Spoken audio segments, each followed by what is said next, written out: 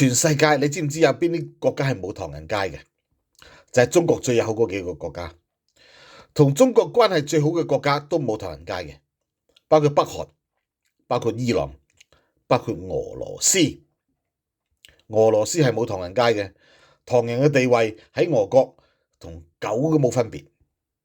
嗱，所以有咁多白痴去俄羅斯呢，其實佢哋都係呢，如果嚴格嚟講呢，係叫做抵撚死。呢啲呢，死有餘辜㗎。